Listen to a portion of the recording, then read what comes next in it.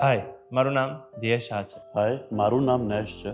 આજે અમે મારા ફાઉન્ડિંગ ફાધર્સની વાત કરવાના છે, જે છે મારા દાદા અને રામલખનની જોડી, જે છે મારા પપ્પા અને મારા કાકા. જેવી રીતે દર બિલ્ડિંગમાં ફાઉન્ડેશનની નીંવ હોય છે, એવી રીતે અમારા ફેમિલીમાં દાદા, પપ્પા અને કાકાએ અમારા લાઈફમાં અમને મોટા કરીને એક સ્ટ્રોંગ ફાઉન્ડેશન આપ્યું. જેમ મારા પપ્પા, દાદા અને કાકાએ હર માનું ધ્યાન રાખ્યું છે ઘર બનાવતા વખતે, એ મારા પપ્પાએ મારું બધી જ રીતે ધ્યાન રાખ્યું છે, ઘરમાં અને બહાર. પપ્પાએ મને હંમેશા એક એડવાઇસ આપી છે, જે મને યાદ રહી છે, કે જે કામ કરો એમાં તમારું બેસ્ટ આપો. તમે શિવાલિકના બિલ્ડિંગમાં બી જોશો તો અમે ઇન્ટિરિયર, કન્સ્ટ્રક્શન, આર્કિટેક્ચર બધામાં બેસ્ટ આપીએ છીએ. જ્યારે હું નાનો હતો અને મને ધીમે ધીમે રિયલાઇઝ થયું કે શિવાલિક શું છે અને મારા પપ્પા, દાદા અને કાકા શું કરે છે, ત્યારે મને ખબર પડી કે એમનું બોન્ડિંગનું ઇમ્પોર્ટન્સ કેટલું છે અને આટલા વર્ષોથી એમનું બોન્ડિંગ કેટલું સરસ છે.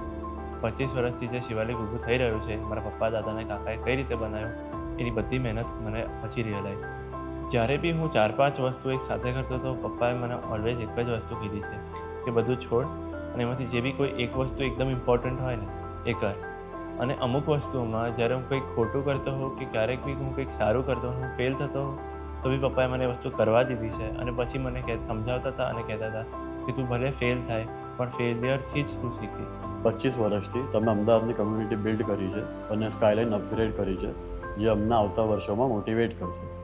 એની માટે દાદા, પપ્પા, કાકા, તમને થેન્ક યુ. જેમ મારા ડેડ કહે છે કે અમદાવાદના હર 5 મિનિટમાં તમને એક શિવાલિકનું બિલ્ડિંગ તો દેખાય. એ વસ્તુ જોઈને મને રિયલાઇઝ થયું કે એ ખાલી મારા શિવાલિકના ફાધર નથી, પણ અમદાવાદના બી ફાઉન્ડિંગ ફાધર. હું આખા અમદાવાદની કમ્યુનિટીથી તમને લોકોને વિશ કરું છું happy father's day. Happy father's day.